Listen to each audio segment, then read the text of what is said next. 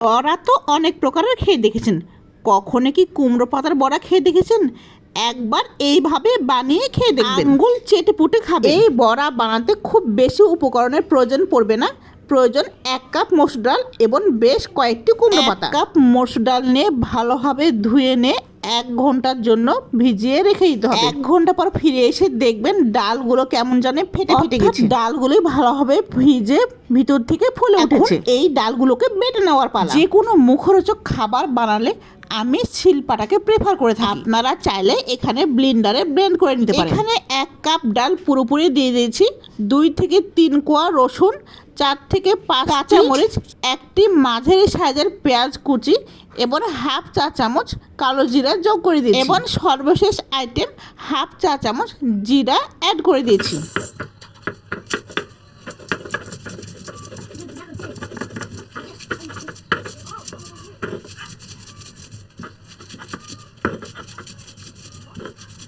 এক এক করে আমার সবগুলো মসুর ডাল বাটা হয়ে গেলে আমি কুমড়ো পাতা বের করে নিয়েছি। বড়া বানানোর জন্য 4টি মাঝারি সাইজের কুমড়ো পাতা নিয়েছি। এবার 1 বাটি পানি নিয়ে ভালোভাবে কুমড়ো পাতাগুলো ধুয়ে নেব। আমি এইভাবে বাটি ভর্তি পানিতে 2 থেকে 3 বার খোলান দিয়েছি। মসুর ডালগুলোতে এবার লবণ হলুদ মিশিয়ে নেওয়ার পালা। 1 কাপ মসুর ডালের জন্য হাফ কাপ লবণ এবং 1/4 কাপ হলুদের গুঁড়া অ্যাড করে দিয়েছি। এরপর হাতের সাহায্যে সবগুলো উপাদান ভালোভাবে মিশিয়ে দিয়েছি। বড়া বানানোর একেবারে আমরা শেষ পর্যায়ে চলে আসছি। এবার কুমড়ো পাতাগুলো নিয়ে মসুর ডাল ভালোভাবে মাখিয়ে দিতে হবে। কুমড়ো পাতা নিয়ে মসুর ডাল বাটা ভালোভাবে পাতায় মিশিয়ে দিতে হবে।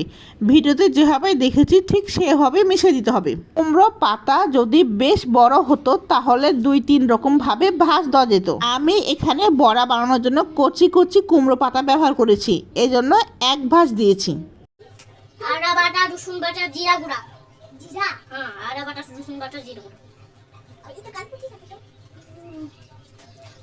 এই আদা বাটা, রসুন বাটা, জিরা গুঁড়া। এই আমি জিতে গেলাম। ইউনি শর্টকাটে মুড়ে গেলাম। আমি ভিডিও বানাতে বসলে আমার টুইনদের সুরের উৎপাত, তাই আপনাদের র ভয়েসটা দিয়ে দিলাম। আমার 1 এক করে 4 পিস বড়াই ভালোভাবে মসুর ডাল বাটা মেশানো হয়ে গেছে।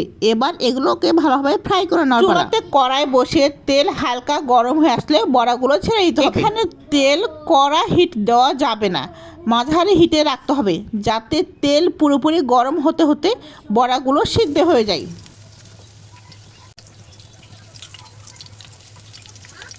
একটু বেশি সময় নিয়ে কড়া করে বড়াগুলো ভেজে নিতে হবে। 10 থেকে 15 মিনিটের মাথায় আমার সবগুলো বড়া ফ্রাই করা হয়ে গেছে। এবার 1 এক করে তুলে নেওয়ার পালা।